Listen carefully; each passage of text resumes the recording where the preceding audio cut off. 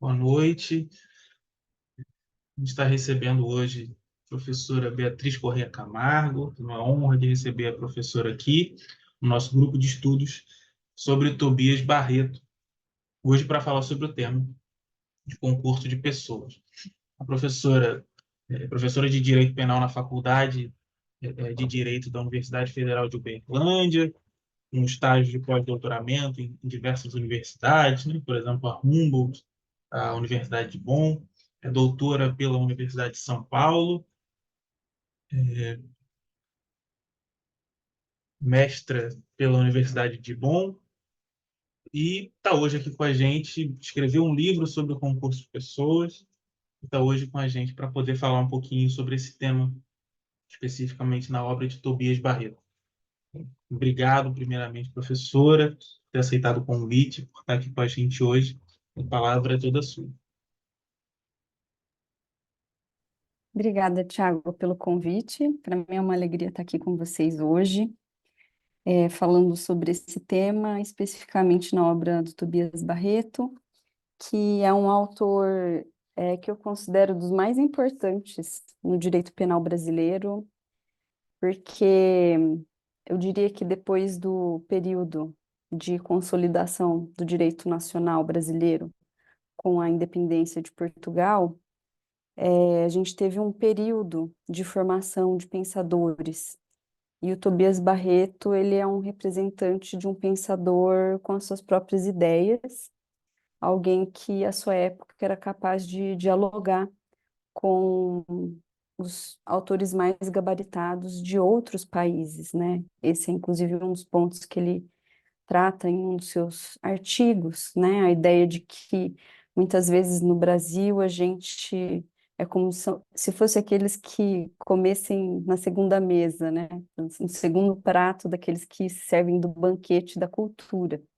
Então ele tinha essa percepção muito aguçada da, da capacidade do Brasil, de alguma forma, debater em pé de igualdade com autores, representantes do direito penal mesmo de outros países, mas ao mesmo tempo uma certa dificuldade de fazer algo nesse sentido. Mas ele mesmo, eu acredito que foi muito adiante.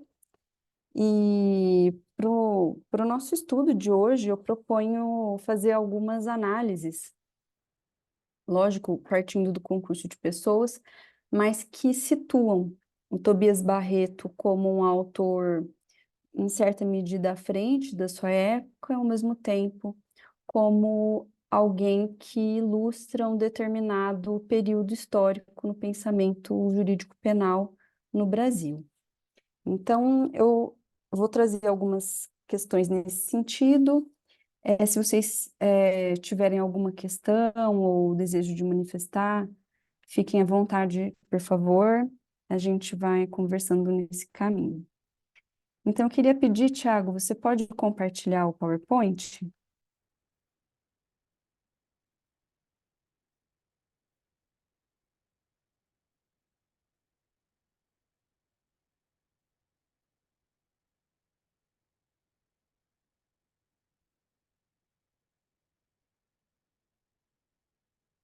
Enquanto isso, né, eu vou falar um pouquinho sobre o método que eu vou apresentar aqui. A nossa discussão, ela parte de um artigo específico, que é o artigo do mandato criminal, que foi uma tese apresentada pelo Tobias Barreto na Faculdade de Direito do Recife, em 1882, que é uma data bem interessante, porque a gente estava nos últimos anos do Código Criminal do Império, e ele traz algumas reflexões bem importantes que dizem respeito não só ao tema de hoje, do concurso de pessoas, mas também a um espírito da época que se referia e se refletiu depois também nas legislações brasileiras, né? Nos códigos penais brasileiros. Mas só para falar um pouquinho Professora, do Tobias. Uhum, desculpa, pode falar. eu posso te passar o host, porque está dando algum problema aqui Pode. que eu não estou conseguindo compartilhar. Aham, pode sim.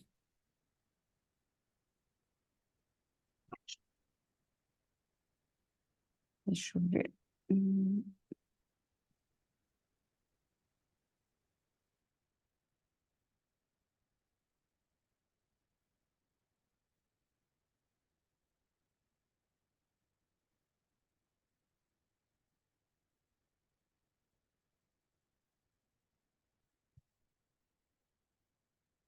Deixa eu ver se eu consigo também, só um minutinho.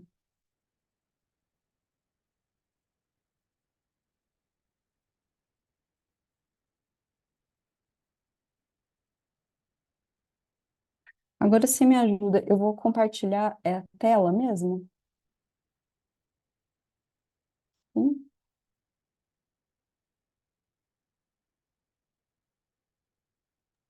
Tá Isso. me ouvindo? Eu Né? estava falando mutado, desculpa. É, tá, porque aqui acho que eu não... Peraí, só um minutinho. Agora sim, vocês estão vendo, né? Tá dando para ver sim, tá ótimo. Provavelmente vocês estão vendo a tela toda, não no modo de apresentação, né? Isso. Tá, então vou só mudar aqui. Agora vocês veem a tela cheia, né? Sim. Bom, então, como eu estava dizendo, o Tobias Barreto, ele é um autor de um tempo histórico determinado que eu particularmente classificaria como é, um positivismo naturalista, né? Ou seja, ele escreve numa época em que, para o direito, passa a ter toda a relevância a metodologia das ciências naturais, das ciências empíricas. E a gente vê em alguns trechos de Tobias Barreto um grande diálogo com autores como Darwin, por exemplo, né? Ele até se mostra crítico nesse sentido, e outros autores contemporâneos dessa época. Não vou entrar em muitos detalhes nisso, mas eu acho que um ponto importante para a discussão que a gente vai fazer hoje é que ele já não era um autor, como a gente vê, por exemplo, na época clássica, que a gente poderia chamar de um autor legalista ou formalista, né? Vamos dizer assim. Tanto que, quando a gente discute o concurso de pessoas, uma das críticas que ele faz é se tratar de um código não muito, vamos dizer assim, um tanto quanto engessado. E, inclusive, uma das críticas que ele faz é ao próprio princípio da legalidade, da proibição de analogia no direito penal. Então, isso, para a teoria do concurso de pessoas, tem uma relevância muito grande, porque dependendo de onde você coloca o foco a respeito de questões como a própria legalidade, você vai enxergar uma configuração para o concurso de pessoas ou não. Então, a ideia é trazer para hoje qual seria a visão do Tobias Barreto nesse sentido. Outro ponto interessante também da obra dele é que ele, de uma maneira geral, considerava que a discussão sobre o livre-arbítrio não era uma discussão relevante para o direito, embora em alguns momentos ele chegue a negar o próprio livre-arbítrio, entendendo que no direito penal havia um conceito de responsabilidade muito mais entendido como um discernimento do agente do que necessariamente uma ideia de livre-arbítrio em termos filosóficos, né? Quando a gente discute o concurso de pessoas, isso também é um tópico importante, sobretudo quando a gente está falando do mandato criminal, que corresponderia hoje à ideia de instigação, tá? Mas a gente vai discutir um pouquinho mais sobre isso depois. É interessante que a gente nota nesse texto dele também essa característica que é a conexão com as ciências criminais alemãs. Então, o tempo todo ele está dialogando, quando ele fala do mandato criminal, com a visão dele sobre essa figura no concurso de pessoas. O referencial teórico dele são autores contemporâneos na Alemanha. Então, ele vai dialogar com o Rechner, vai falar do Berner, vai falar do Mittermeier, vai falar do próprio Maia. Então, várias discussões que ele traz para esse cenário do concurso de pessoas são discussões que estavam sendo feitas na Alemanha. E daí, nesse sentido, para o cenário brasileiro, a gente entende que existe uma certa vanguarda também a esse respeito, né? Mas, assim, e um outro ponto que eu também vou mencionar mais adiante é que o Tobias Barreto, ele, de uma forma ou de outra, ele era afeito, a gente pode dizer assim, a uma ideia monista, né? Ele se declara como adepto de um monismo, enquanto teoria do direito, que hoje, no linguajar da filosofia do direito atual, significaria a defesa de uma tese de um imperativismo, na ideia que ficou mais popular no Brasil de Kelsen, no sentido de que o direito ele só se constitui como coação, a partir da norma de sanção, né? Só que, enquanto sociedade, ele entendia que a sociedade é regida por uma lei, e é a lei do progresso, do desenvolvimento. Então, é interessante notar que, ao mesmo tempo que ele enxerga a possibilidade de explicação do mundo, dos fenômenos, de forma causal, ele também enxerga uma conexão, uma explicação quase causal do mundo social. E quando a gente analisa a perspectiva dele no concurso de pessoas, a gente vê também esse direcionamento a partir da ideia de que a causalidade no campo do concurso de pessoas acaba sendo um elemento central para aferir a responsabilidade desses agentes. Professora, desculpa te interromper de novo, mil Pode falar. desculpas. Uhum. Eu É que tem posso, gente tentando entrar. é, Peraí. se quiser me passar o roxo, eu tento resolver aqui para conseguir colocar a tela. Tá certo. Eu Eu dou meu consigo te jeito aqui. passar? Consegue. Ou eu Só vou. colocar no Hum, meu nome, botar Make Post. Uhum. Pera. Tá? Aqui eu tô sem o menu. Eu Tem que vou, interromper. eu Tem vou que abrindo interromper. para os Tá participantes. bom. Ah, eu interrompo a apresentação? Ou eu É, se fico de olho e vou interromper, funciona. passando? Tá bom. A Tá, senhora eu vou decide. passando. Tá bom. Tá, se tiver mais gente, você me dá um alô que eu Tá bom. permito. Bom, então, ainda na página anterior. Bem, então, começando com o texto dele mesmo, né? Esse artigo, como eu dizia, ela foi uma tese apresentada na Faculdade de Direito do Recife, e ela começa com uma pergunta, que é a pergunta sobre qual a extensão da ideia do mandato de que trata o artigo 4º do Código Criminal do Império. E ele se propõe a fazer um comentário ao artigo 4º do Código Criminal do Império brasileiro naquele momento. Eu acho interessante notar que ele se propõe a responder uma pergunta, o que sugere que essa pergunta foi colocada, proposta para ele por uma banca avaliadora. Então, embora ele traga essas questões de uma forma bastante original no direito brasileiro, eu pelo menos desconheço autores anteriores a ele que tenham tratado com tanto detalhe algum tema do concurso de pessoas, e já sugere que não foi algo necessariamente espontâneo. Então, provavelmente era uma discussão que existia na Faculdade do Recife. E aí ele se propõe a fazer um comentário desse artigo 4º, que eu vou mostrar logo para vocês o que é esse artigo 4º do Código Criminal do Império, mas antes eu queria trazer um esclarecimento conceitual. Vou fazer dois esclarecimentos conceituais para a nossa discussão. A primeira delas é a diferença entre monismo e dualismo no concurso de pessoas, tá? Na época do Código Criminal do Império, vigia um sistema dualista, que significa o quê? Uma diferenciação na lei, na parte geral do Código Penal, entre tipos de autor e tipos de partícipe. A lei da época falava de autores e cúmplices, tá? Um sistema dualista, ele também reconhece a participação ou a assessoria, ou a cumplicidade, melhor dizendo, como uma forma acessória de responder pelo crime.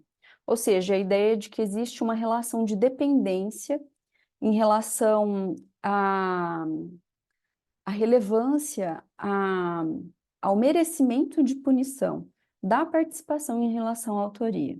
Ou seja, a ideia de que sem autor não faz sentido falar em partícipe. Sem a punibilidade do autor, não há justificativa para punir o partícipe, porque o principal é o autor, principal forma de responsabilização, aquele verdadeiro injusto, por assim dizer, é o injusto do autor.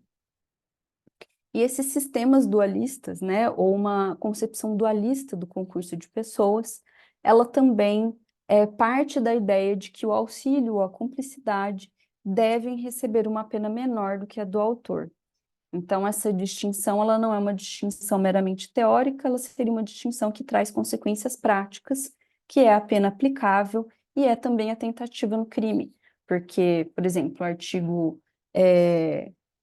15 do Código Penal Brasileiro, ele vai falar da tentativa, a gente também tem as regras de desistência voluntária, arrependimento eficaz, mas tudo girando em torno da autoria, de atos de execução, de maneira que, em sistemas dualistas, via de regra, a participação não é punível, a menos que haja a tentativa da autoria, né?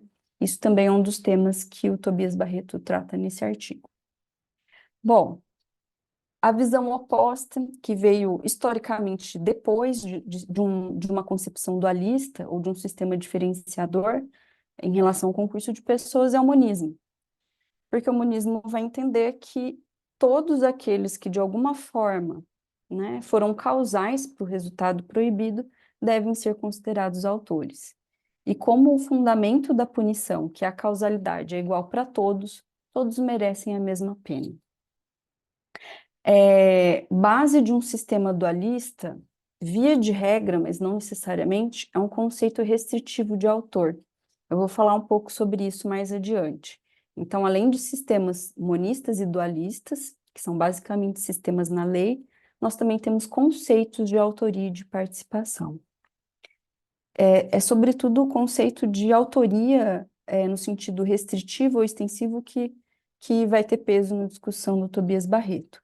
Mas essa diferenciação entre monismo e dualismo é importante, porque é um modo de pensar e, além disso, é um sistema normativo que a gente encontra nas leis. Então, eu trouxe aqui para vocês o exemplo do Código Criminal do Império.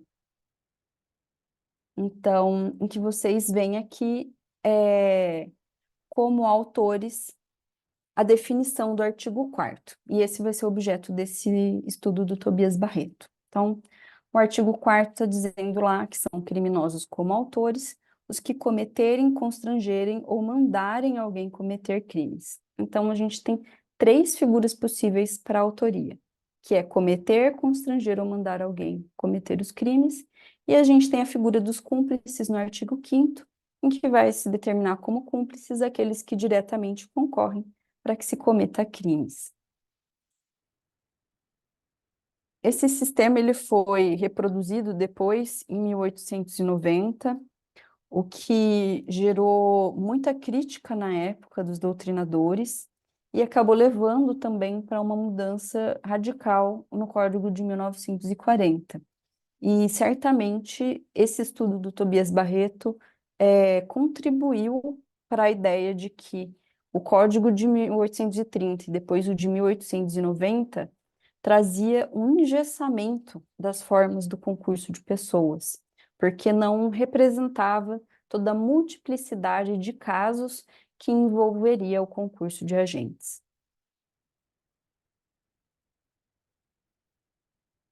Então, só passando aqui para o Código de 1940, vocês veem que, ao passo que a gente tem em 1830 e depois em 1890, uma descrição detalhada de formas de autoria e depois uma previsão genérica da cumplicidade, a gente tem um enxugamento disso em 1940, que eu diria é a depuração do argumento que o Tobias Barreto traz nesse artigo sobre o mandato criminal. Então, o artigo 25 de 1940, quase idêntico ao que a gente tem depois da reforma de 1984, vai dizer que é coautor quem de qualquer modo concorre para o crime, né? Ou seja, quem de qualquer modo concorre para o crime incide nas penas a este cominadas. Então, a gente tem em 1940 um modelo monista que considera todos os agentes que de alguma forma são causais para o crime como autores do crime. Então, em 1940, a gente leva o princípio monista às últimas consequências, considerando todos os concorrentes como autores. Bom, o que eu queria colocar é que a discussão do Tobias Barreto sobre o concurso de pessoas, isso eu defenderia essa tese, ela é uma antecipação de todo o debate que se deu posteriormente na Alemanha acerca daquilo que ficou conhecido como conceito extensivo de autor na Alemanha. É uma discussão que depois passou por outros países, mas esse conceito, essa ideia de um conceito extensivo ou restritivo de autor no concurso de pessoas é germânico, né? Então, ele antecipa todo esse debate quando ele vai trazer um estudo ou uma discussão a respeito do que significa cometer, constranger ou mandar alguém praticar um crime. Então, como eu dizia, quando se utiliza essa categoria analítica, eu vou chamar assim, do conceito de autor no concurso de pessoas, a gente tem basicamente duas vertentes, que é o conceito extensivo e o conceito restritivo. Eu, junto com um ou outro autor, entendo que a categoria do conceito de autor na teoria do concurso de pessoas é, na verdade, uma leitura sobre a tipicidade penal.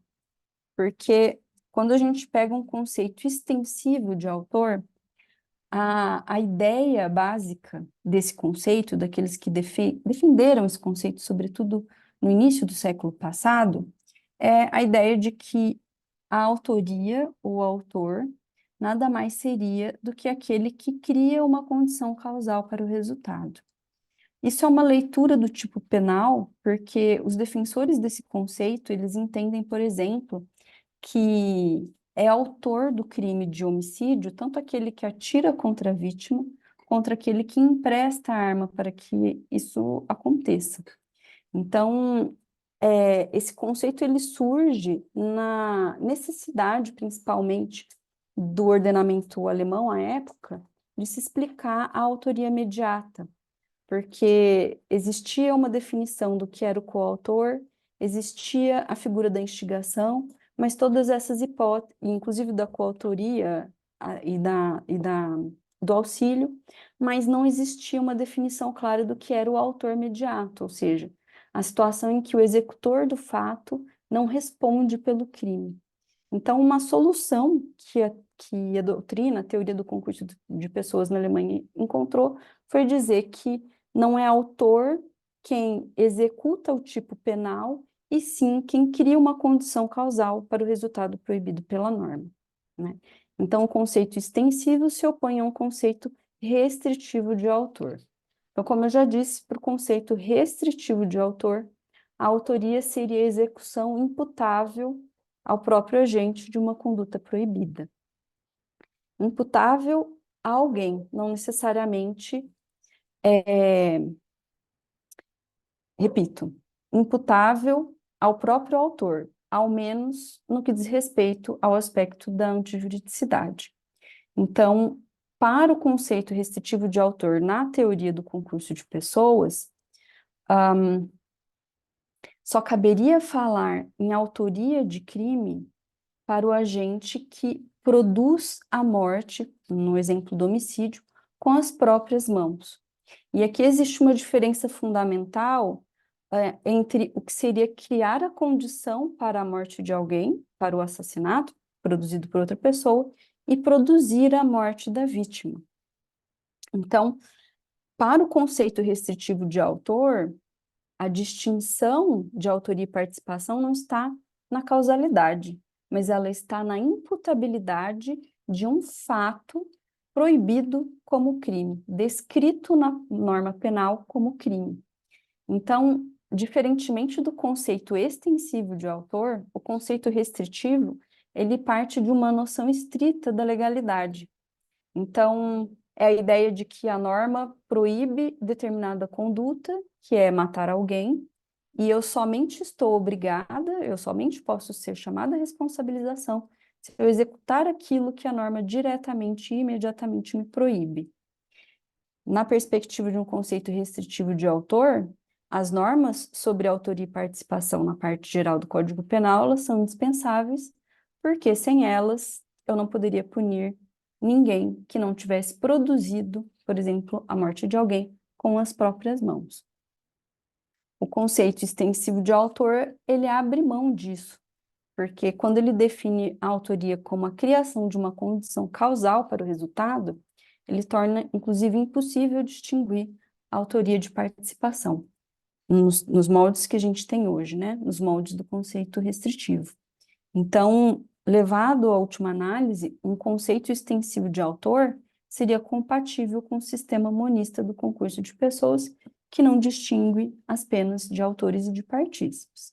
Porém, o conceito extensivo de autor, ele surgiu no bojo da teoria penal, da dogmática penal na Alemanha. Então, um argumento que também se colocava naquele momento era: eu não consigo, no plano da tipicidade, distinguir a autoria de participação, porque todos os agentes são causais para o resultado. Esse também era o argumento da teoria subjetiva da participação e da autoria. Porém, se o legislador entender que existe uma diferença da culpabilidade, eu posso dizer, dependendo dos critérios que eu adote, que os chamados partícipes devem responder com uma pena menor. Então, a teoria subjetiva, por exemplo, diz que eu não posso diferenciar, não consigo diferenciar no plano da causalidade, a mãe que deu a ordem para a irmã matar o próprio filho da ação da própria irmã que mata o bebê na banheira, é o caso do afogamento do bebê na banheira. Porém, eu consigo, no plano subjetivo, dizer que o interesse preponderante era o interesse da mãe, o interesse secundário de mera participação era o interesse da tia, que executou o fato com as próprias mãos. Então, no plano da vontade, eu distingo a autoria de participação, mas não no plano objetivo da causalidade e da tipicidade. Bom, eu falei bastante coisa e a grande questão é onde que entra o Tobias Barreto nessa história. A questão que ele vai trazer é em torno da interpretação de quais são as formas de autoria do artigo 4º do Código Criminal do Império. E aí ele traz algumas definições. Ele vai discutir o que é cometer um crime, ele vai discutir o que é constranger alguém a cometer esse crime, ele vai discutir a figura do mandato criminal. E a gente vai ver que no mandato criminal ele traz uma solução extensiva, ou seja, tudo que não cabe na ideia de cometer o crime ou constranger alguém a cometer um crime pode ser vista dentro da ideia do mandato criminal. E aí a gente percebe no posicionamento dele uma visão mais extensiva, que inclusive não é necessariamente a visão do legislador de 1830. Eu trouxe aqui para a gente analisar alguns trechos do artigo que a gente leu. Então, eu vou passar aqui e a gente vai discutindo esses conceitos. E aí, como eu disse, se alguém tiver alguma dúvida ou quiser fazer qualquer observação, pode ficar à vontade, a gente vai conversando.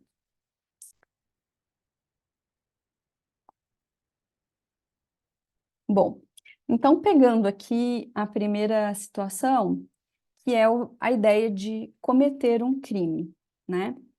Então, o que que seria a hipótese de autoria pela comissão de um crime, pelo cometimento do crime? Ele vai dizer que existem várias formas de se cometer o crime, porém, a hipótese da comissão é aquela em que o agente pratica a ação criminosa por sua própria conta, de modo que a vontade do delinquente é a única causa, ou a causa única do delito. Então, seria basicamente a situação de quem atua sozinho, né? Ou atua por conta própria. Quem efetivamente comete o crime com as próprias mãos.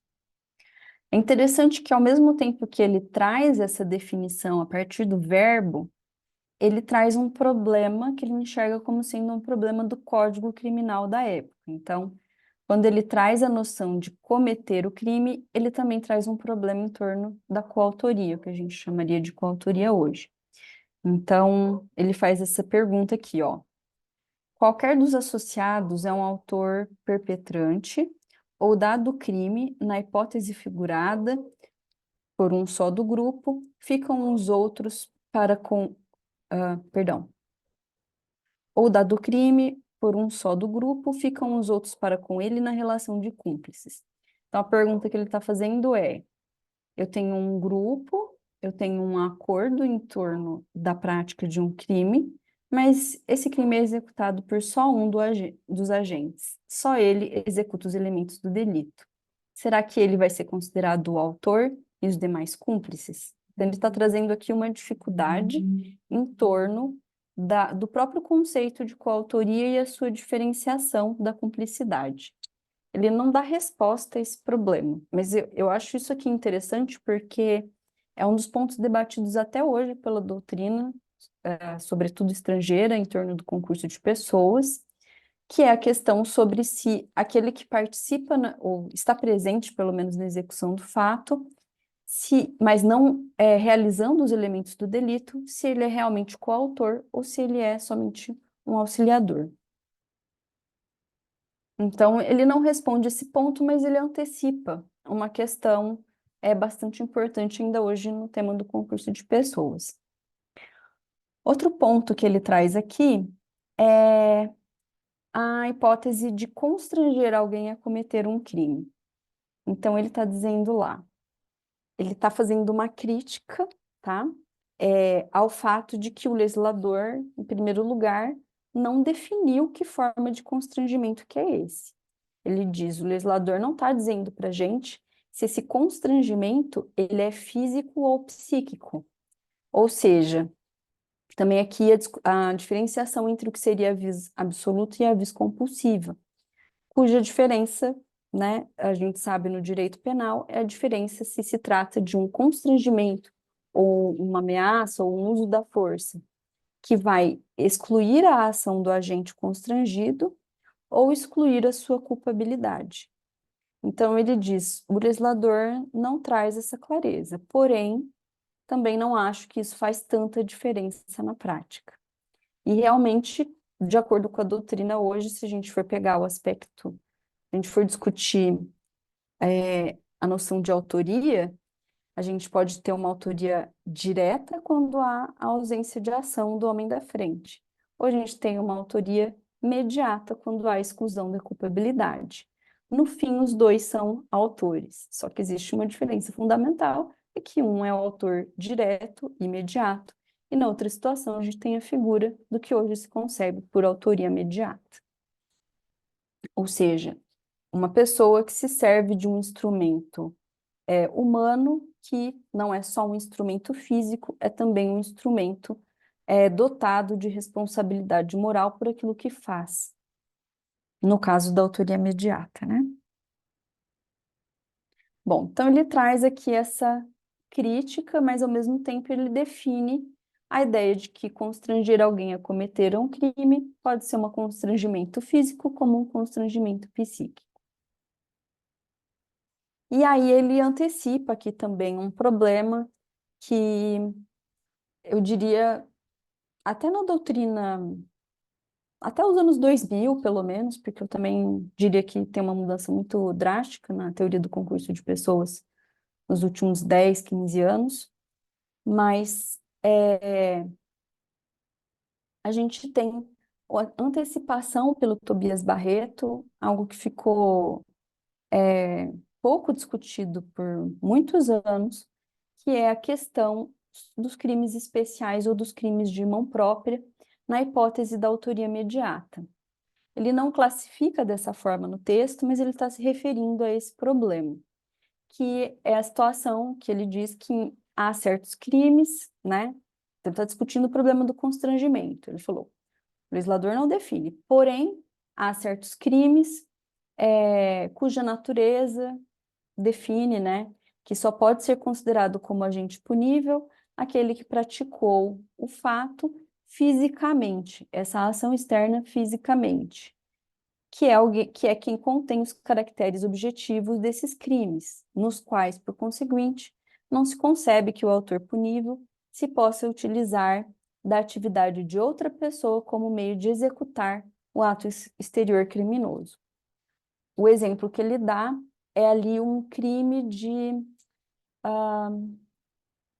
salvo engano, é o artigo 160 do Código Criminal do Império, que seria dar uma sentença, fazer um julgamento materialmente errado. Então, vamos supor aqui um juiz que sabe que o réu é inocente, mas sabidamente condena esse réu pela prática de um crime, vamos dizer por vingança, tá? Então, o que que o Tobias Barreto está argumentando? Que nesses crimes que são crimes especiais, só pode ser autor do crime aquele que tem a competência jurídica para julgar uma causa, para condenar ou absolver um réu. Então, somente poderia ser autor desse delito o próprio juiz da causa. Então, se ele se serve de uma secretária, de um secretário, ou de um estagiário, para escrever a sentença, esse ato de escrita de maneira nenhuma poderia ser configurada como a autoria do crime, né? Então, ele constrangendo alguém não seria uma forma a dar uma escrever algo, não seria por si só a prática desse crime, porque para existir esse crime, ele precisa cometer o fato com as próprias mãos, que seria dar a sentença e não simplesmente redigir o texto, né? Então, seria um exemplo de delito em que não seria possível constranger alguém. Outro exemplo seria o caso de um incesto. Então, era uma forma de estupro na época, é, por exemplo, o pai tendo relações sexuais com a filha. Então, ele dizia, se o pai, ele não dizia isso, né? O problema é esse. Ele dizia que esse delito não podia ser cometido na modalidade de constrangimento, mas o argumento é, se um pai constrange outra pessoa para ter relação sexual com a sua filha, a gente não estaria falando de uma situação de incesto, porque como crime de mão própria, a definição da lei trazia como figura típica o ato sexual com alguém do mesmo sangue, tá? Ou de sua filiação biológica. Então, aqui ele já tematizava a impossibilidade de praticar tais delitos, ou seja, aquilo que a gente entende hoje como autoria imediata, por meio da figura do constrangimento. Ele diz, a lei não traz resposta sobre esses casos, sobre essas hipóteses.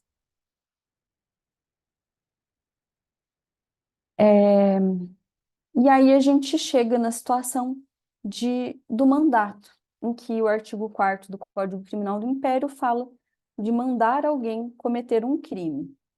Então, o que que ele vai... Aqui sim ele vai trazer uma discussão que, que tangencia o problema que a gente estava falando da letra da lei ou não, né? De respeitar o que diz a letra do artigo 4º ou ter uma visão mais extensiva sobre isso. Então, o argumento dele é assim, em última instância, que a casuística que envolve a ideia, o conceito do mandato, não se esgota na ideia contida nessa disposição, se não é que se pretende atribuir ao legislador uma estreiteza mental digna de lástima. Aí ele diz: eu creio que o legislador não pensou claramente até onde poderia estender-se, no mundo dos fatos, a participação criminosa do mandante. Vamos ver qual que é o argumento dele completo, tá? Ele está dizendo, bom, então a gente tem uma casuística que não se esgota na ideia de mandato. E aí ele está, e é um ponto bem interessante que ele começa a discutir temas como métodos de interpretação da lei penal. Então aqui ele está falando, bom, acho que o nosso legislador cometeu um erro. Por quê? Porque ele usou um conceito, que é o conceito do mandato, para expressar uma realidade que não condiz com a palavra que ele escolheu. Então, ó a natureza do argumento, né? Ele entende que existe uma relação de fatos, né? Uma descrição do mundo, um fenômeno que é maior, que é anterior a uma possível decisão legislativa. Está dizendo, não está dizendo, o legislador poderia ter feito, como podemos interpretar esse conceito? Ele está dizendo, o legislador errou. E aí, por que que o legislador errou, né? Porque ele vai dizer que é, a ideia de mandato ou mandar alguém praticar um crime envolveria basicamente as ideias de uma ordem, de uma comissão ou de um encargo. Então, eu mando alguém praticar um crime quando eu dou essa incumbência, esse encargo, eu realmente, enfim, dou essa ordem. Mas se eu considerasse somente essas hipóteses, esse é o argumento do Tobias Barreto, várias outras situações importantes ficariam fora da lei penal. Então ele diz, eu não posso interpretar a lei dessa forma, tá? Então, qual é o argumento dele também? Também é um argumento consequencialista, né? Porque ele diz, se fosse assim, tá? Vamos supor que se assim fosse, e que se o legislador não tivesse querido dar à autoria intelectual, senão o sentido estrito do mandato, qual seria a consequência? É que ele teria saltado por cima de milênios e revestido dessa arte um caráter de anterioridade ao próprio direito romano. Então, a partir desse momento, a gente vê que ele vai dar vários argumentos em que, no fundo, ele está falando a mesma coisa. Existe um fenômeno, existe uma cultura em torno do que seria a conduta relevante no concurso de pessoas, aquela conduta merecedora de pena, que é muito além daquilo que o legislador entende por mandato criminal. Logo, nós devemos ter uma outra interpretação sobre a lei. Nós devemos, vamos dizer assim, resguardando a legalidade, ter no mínimo uma interpretação extensiva desse conceito. Então, o primeiro argumento que ele vai trazer nesse sentido é a ideia de que o direito romano ele tinha uma visão bastante ampla sobre o que seria não só o papel dos mandatários, mas de uma forma geral daqueles que seriam os instigadores, os provocadores e os mal conselheiros. Então, o argumento do Tobias Barreto é que existiam várias formas de instigar alguém à prática de um crime, de induzir o autor, uma pessoa, um agente, a ser autor de um delito, a realizar um delito. E todas essas formas eram, no direito romano, segundo ele argumenta, relevantes. E aí ele traz uma série de brocardos, né, do digesto, ele até trava ali uma discussão com com alguns contemporâneos, sobre se o direito romano teria tido uma regra geral e única, vamos dizer assim, uniforme, para definir a responsabilidade pelo concurso de pessoas. o que é altamente debatido e pela doutrina atual se entende que não, né? A doutrina majoritária hoje que estuda o direito romano, penal romano, vai dizer que não existia uma regra geral, um princípio geral dos jurisconsultos romanos sobre autoria e participação, mas o Tobias Barreto traz no texto dele várias passagens ali. Ainda sobre o direito romano, eu queria fazer uma observação que eu acho muito interessante o fato de que ele, ao mesmo tempo que ele critica o legislador por dizer assim, o legislador brasileiro, ele considerou uma hipótese muito estreita do que seria o mandato, do que seria a responsabilidade do instigador que a gente considera hoje nessa situação, muito estreita comparada com o direito romano, que já era mais evoluído do que o nosso direito. É interessante que ele traz isso porque, ao mesmo tempo, ele tem a ideia de uma evolução, não só da sociedade, como do direito também. Então, ele está dizendo, a gente teve um retrocesso em relação a algo que foi mais avançado lá atrás. Ao mesmo tempo que a gente poderia ter a ideia de que, por que não, os romanos tinham uma visão mais atrasada do que aquela que a gente tem na legislação de hoje. A gente poderia argumentar exatamente o contrário. Uma visão mais estrita da lei do legislador é mais avançada do que na época, porque, afinal de contas, uma visão mais estrita, ela respeita um espaço de liberdade maior das pessoas na sociedade.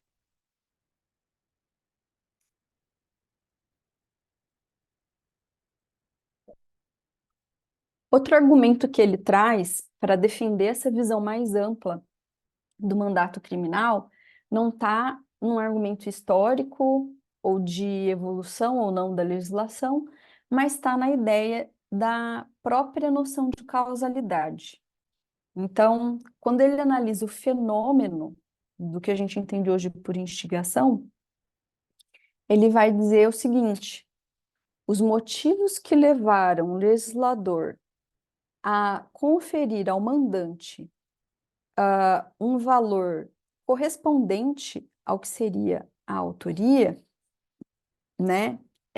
Ou seja, um valor maior do que em relação à cumplicidade em geral, são os mesmos motivos que, ele dizendo, me levam a crer que a última parte do artigo 4º é muito mais ampla do que a letra da lei parece sugerir. Por quê? Esse argumento ele vai dizer é a própria ideia da relação de causalidade que existe entre a ação do mandante e o executor do delito.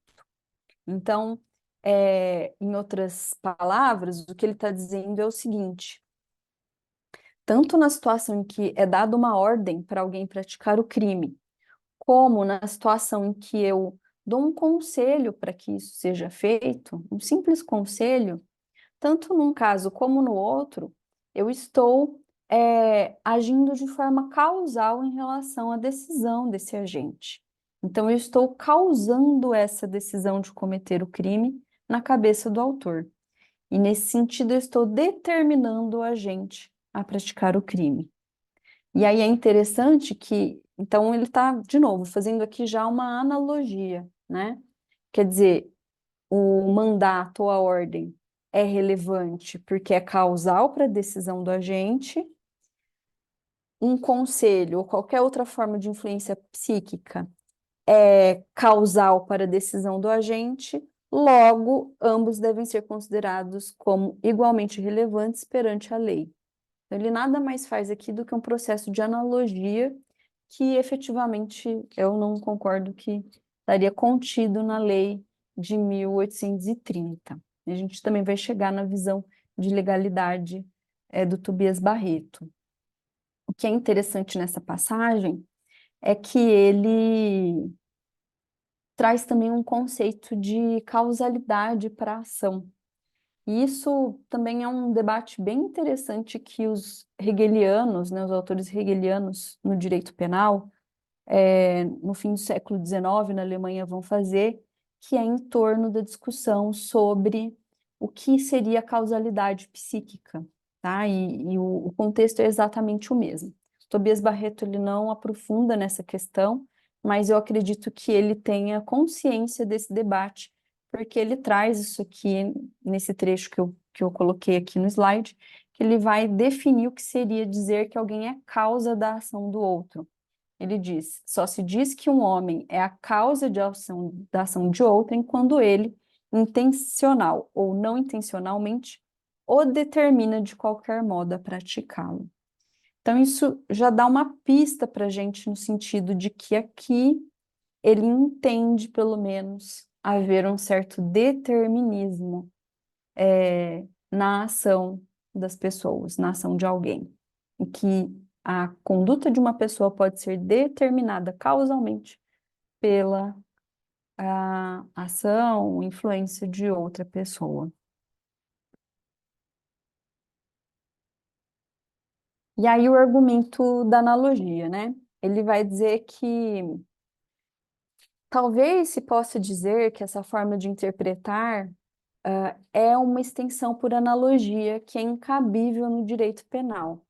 Então ele, né, não se diz completamente certo, ele deixa ali a margem de dúvida de que talvez ele esteja fazendo uma analogia. Mas ele se posiciona dizendo que ele não tem o horror da analogia do direito penal. E tanto nesse texto, como eu acredito que no texto sobre os menores e os loucos, ele se pronuncia nesse sentido, que ele não entende porque no direito penal existe esse rechaço à analogia. E eu diria, acho que só para continuar nisso aqui mais um pouco, a questão da analogia ela é crucial para qualquer teoria do concurso de pessoas, certo?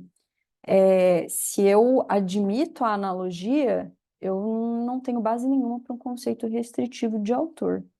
Então, não dá para eu dizer que só é autor do crime aquele que executa um fato proibido pela norma com as próprias mãos, né? Podendo ser imputável por isso. Então, é, some qualquer base para discutir, inclusive, a autoria de participação. Esse já é um ponto também bem sensível na teoria do concurso de pessoas, que em princípio nada mais é do que uma teoria que discute a tipicidade no direito penal, o que constitui uma conduta típica.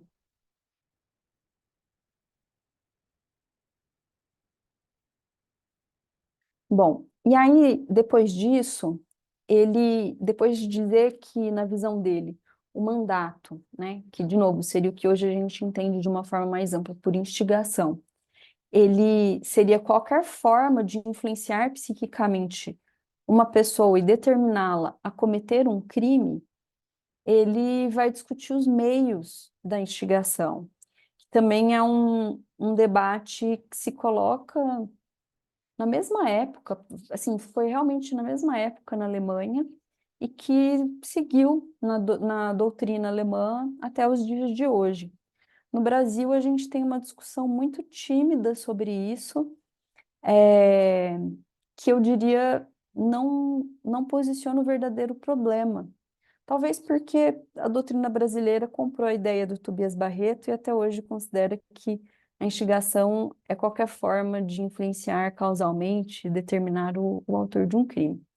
Mas quando o Tobias Barreto traz essa ideia, ele está dialogando com seus contemporâneos na Alemanha e trazendo um ponto que também foi bastante inovador na época no Brasil. Então, ele esclarece, né? Eu disse que o mandante deveria determinar o mandatário por um meio eficaz à prática do delito. Mas essa escada do meio é relativa às condições pessoais, às condições do tempo, de lugar e outras em que se acha o autor. Então, não há necessidade de meios geralmente conhecidos como fortes para induzir alguém a praticar um ato criminoso. Então, em síntese, ele está dizendo: qualquer forma de influenciar psiquicamente alguém vale como instigação, desde que tenha sido causal para a decisão do autor. As teorias atuais sobre a instigação, elas vão, por exemplo, discutir questões como o que justificaria punir uma pessoa como o próprio autor do crime, pelo simples fato de que influenciou esse autor de alguma forma na sua decisão. Teorias contemporâneas vão dizer que, por exemplo, para justificar essa punição mais elevada da instigação, é preciso que haja um pacto de injusto entre o autor e o instigador do crime, ou que o instigador exerça alguma forma de domínio sobre o autor do delito. Então, visões mais restritivas. O que Tobias Barreto estava dizendo era não, qualquer forma é suficiente. Então, quando na obra na obra de Shakespeare, né, no livro Otelo, o Iago faz Otelo acreditar que a esposa dele, a Desdémona, era infiel, essas sugestões indiretas seriam suficientes para responsabilizar Iago como instigador do assassinato de Desdémona. Ou seja, eu sugerir fatos, induzir alguém a acreditar em alguma coisa, sem sequer mencionar a ideia de que essa pessoa deve cometer o crime, seria para Tobias Barreto já suficiente para admitir uma instigação ou um mandato, como dizia a lei na época. Isso seria o que corresponde hoje a uma teoria causal da instigação, tá? Que é uma teoria bastante ampla e que eu diria, hoje ela não, embora não tenha um posicionamento da jurisprudência na Alemanha sobre isso, eu acredito que dificilmente essa ideia seria defendida pelos tribunais hoje. Na doutrina, ela é rechaçada na Alemanha, porque os doutrinadores hoje eles adotam visões mais restritivas, como a teoria comunicativa, a teoria da exortação, algumas teorias do domínio. Mas no Brasil esse tema também é pouco discutido. Até hoje, eu diria, a doutrina majoritária adota a mesma visão do Tobias Barreto. Outro ponto é importante sobre o tema do concurso de pessoas, trazido nesse texto do Tobias Barreto, é que ele faz uma negação da relação de assessoriedade entre a participação e a autoria. Ele não fala isso tão explicitamente, mas ele aborda um ponto que é crucial na discussão sobre a assessoriedade da participação hoje, que é a possibilidade ou não de punir a tentativa de instigação, né? Então, que ele está... Deixa eu só ver se é esse o trecho que eu estou trazendo. Ah, tá.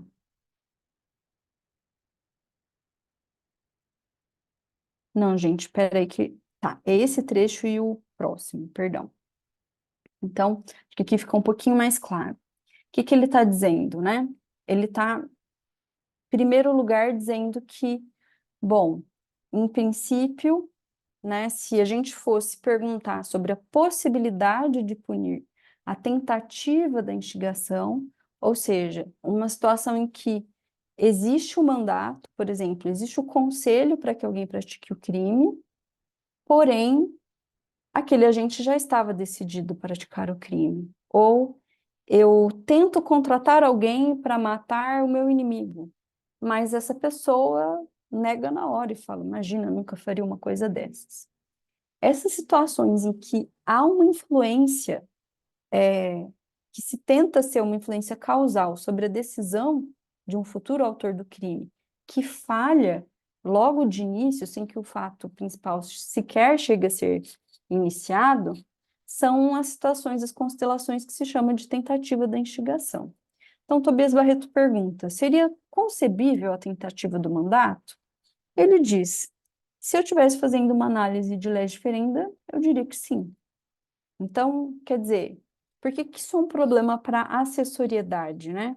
Porque eu estou dizendo, o ato de influir sobre alguém é por si só injusto, merece pena, independentemente se essa influência virou ou não um crime, um fato proibido por uma norma da parte especial.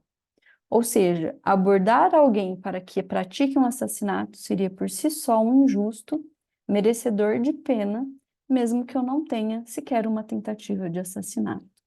Então, aqui eu estou analisando a tentativa de tal modo injusta que ela prescinde da existência de autoria.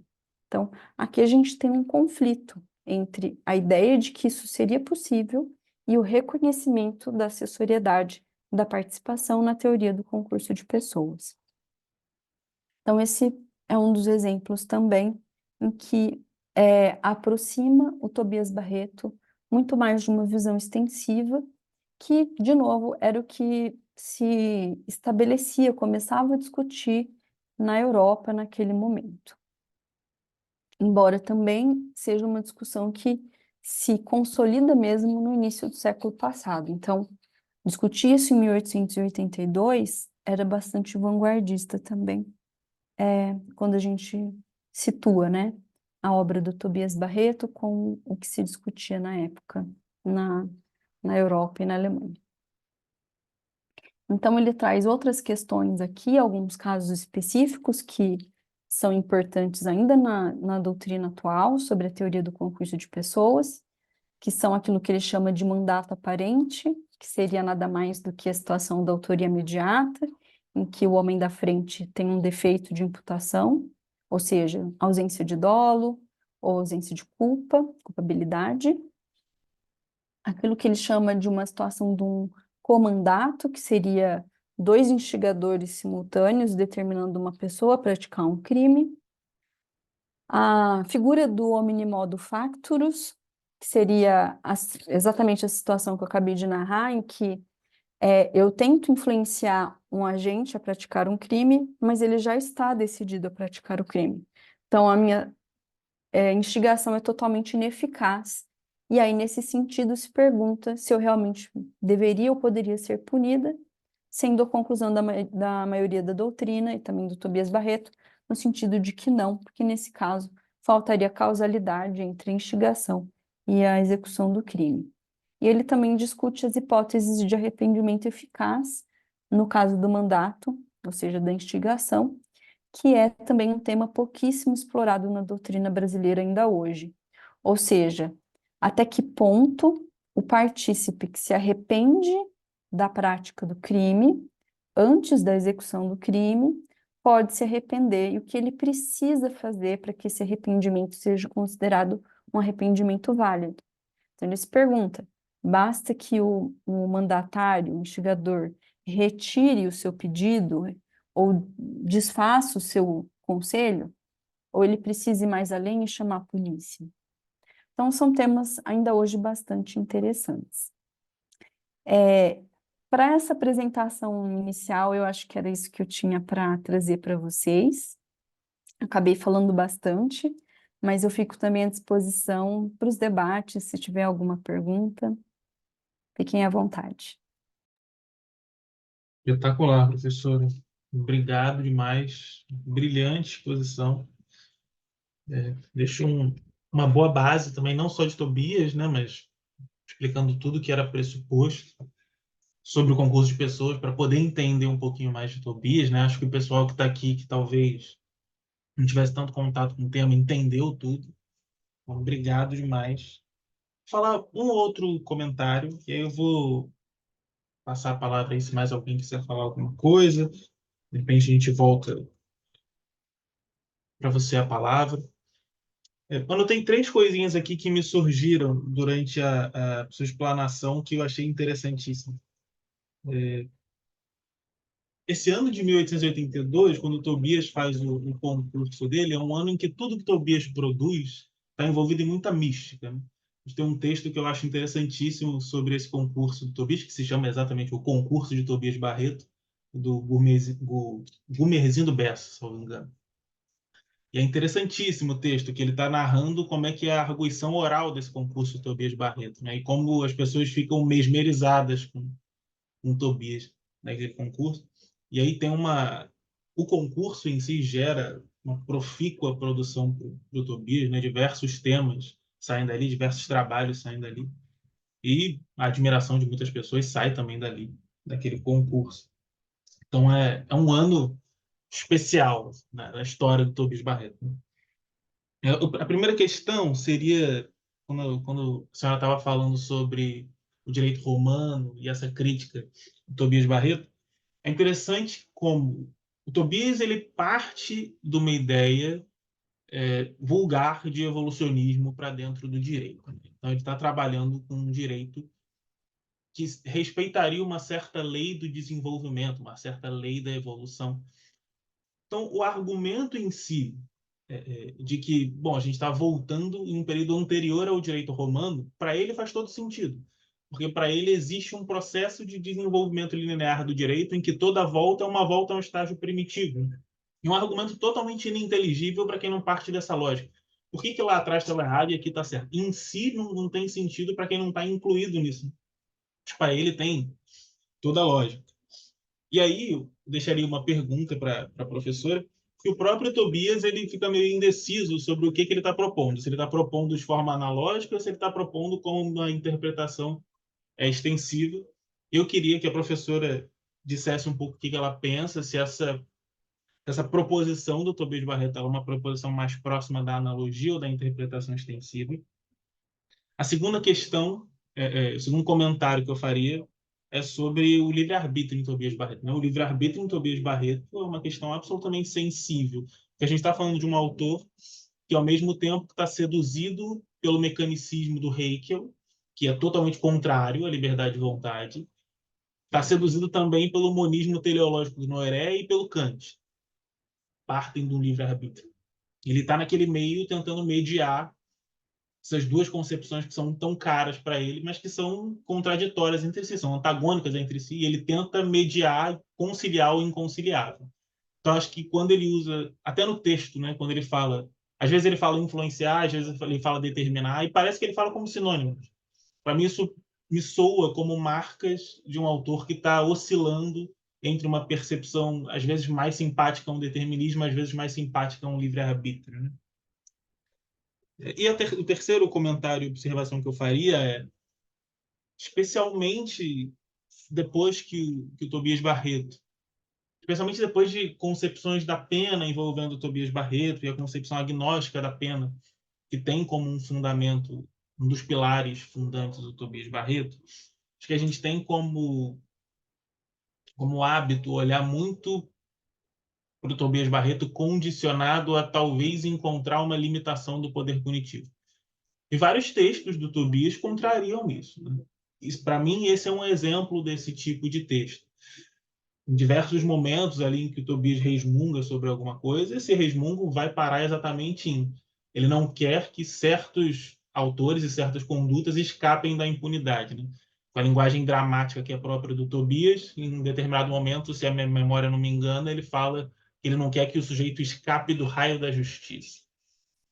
Então, esse texto, como alguns outros textos que a gente viu, são textos que vão, talvez, numa outra lógica, essa pergunta que eu deixo para a professora, o que a professora acha desse texto e do que ela acha da obra também, no sentido de, é possível a gente ver aí alguma perspectiva orientadora do Tobias, orientada a uma limitação e uma redução do poder de punir, ou isso é absolutamente contingente? Em alguns momentos ele vai propor um âmbito de aplicação da pena que seja mais restrito, em outros momentos ele não vai ter problema nenhum em ampliar. Então, deixo para a professora essas perguntas e observações.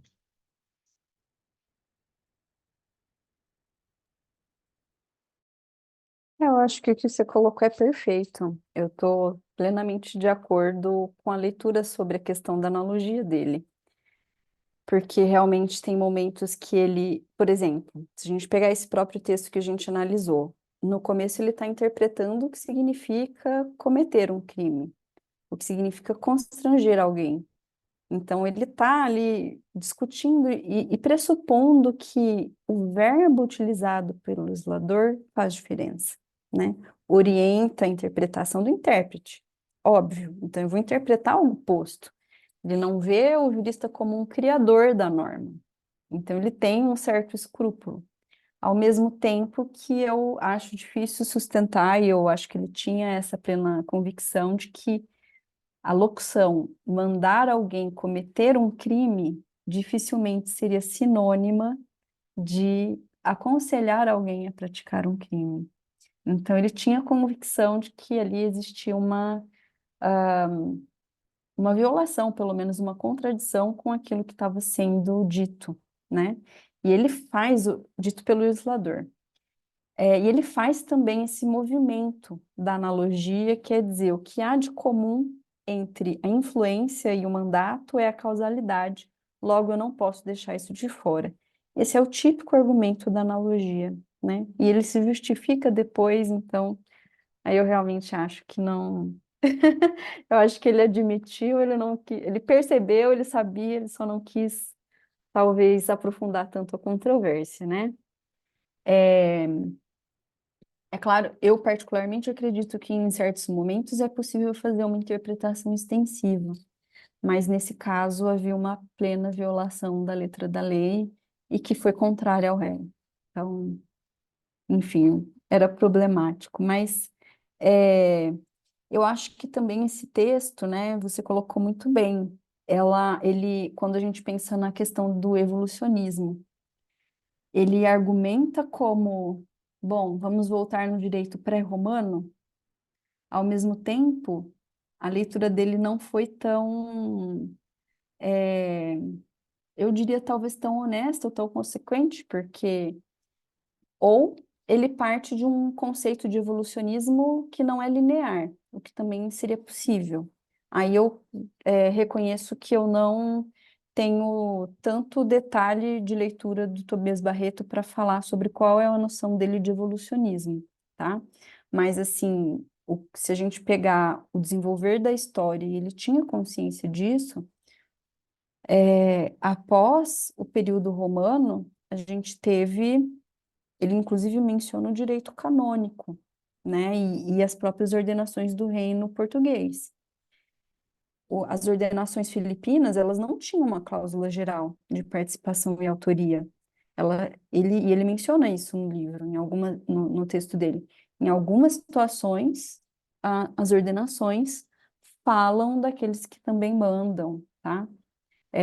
Ou pedem ou determinam que se pratique um assassinato, ou influenciar testemunhas, e etc. Só que não são cláusulas gerais. Então, se a gente for analisar, o legislador de 1830, ele avançou mais do que a ordenação do reino português, ao mesmo tempo, o reino português em relação à legislação romana, na visão do Tobias Barreto, teria que ser considerada menos evoluída. Então, ele tem um evolucionismo que talvez comporte retrocessos, né?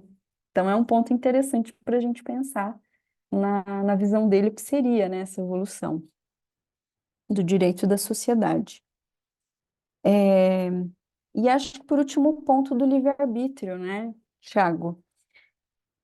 Não tinha na época dele uma terceira via que a gente conhece hoje, que seria uma tese compatibilista. Ou seja, a ideia de que eu posso falar em livre-arbítrio, em liberdade, e isso é compatível com a determinação da pessoa.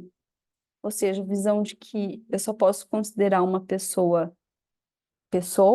uma pessoa, inclusive livre, se eu consigo apontar um núcleo de identidade daquele indivíduo. E esse núcleo de identidade, ele parte de uma certa expectativa a respeito daquilo que a pessoa vai fazer, que se constrói a partir das experiências vividas por essa pessoa. Então, você talvez, a gente não se conhece pessoalmente, mas talvez você tenha uma ideia ou uma expectativa de como eu me comportaria num encontro como esse. Se de repente eu começar a gritar ou dançar na frente da câmera, você vai pensar, tem alguma coisa errada com ela. Ou seja, será que ela realmente está agindo de forma autônoma? Porque se espera que a minha criação, as minhas experiências pregressas vão de alguma forma determinar a forma como eu vou me comportar agora. Então, essa é a tese compatibilista. Talvez o Tobias Barreto, né, como uma pessoa que tinha uma visão tão apurada, não conseguia se posicionar diante desse conflito, dessa tormenta, simplesmente porque na época não tinha vocabulário para isso, né? Não tinha uma teoria para isso. Mas o que eu acho interessante é que ele diz, pro direito, essa discussão não é importante. E acho que esse também é uma saída, também é uma saída muito contemporânea, né? Se a gente pega um autor como, por exemplo, Huxin, vai dizer que a gente pode definir um conceito de culpabilidade sem qualquer decisão a respeito da discussão em torno da, da, da autodeterminação, do livre-arbítrio ou não. Maravilha, professora. Vou abrir a palavra aqui para o grupo, ver se alguém gostaria de aproveitar essa oportunidade, perguntar alguma coisa para a professora Beatriz.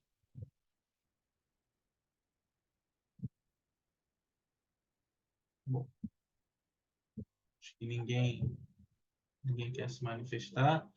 Então vamos encerrar o encontro. Professora, novamente, brigadíssimo por aceitar o convite, pela brilhante explanação. Acho que todo mundo saiu aqui hoje do encontro enriquecido. Uma boa noite a todo mundo que compareceu. Obrigado também a todo mundo que compareceu. E é isso. Se a professora quiser falar mais alguma coisa. Eu só quero agradecer e dizer que eu estou à disposição também. Se alguém tiver alguma dúvida, alguma questão, vocês têm meu contato. Tiago, fica à vontade para compartilhar. E dizer que foi uma alegria estar conversando aqui sobre esse tema hoje. Eu agradeço o convite. A gente que agradece. Então, boa noite a todos, boa noite a todas. E até o nosso próximo encontro aqui do grupo de estudo. Tchau, tchau, boa noite. Tchau.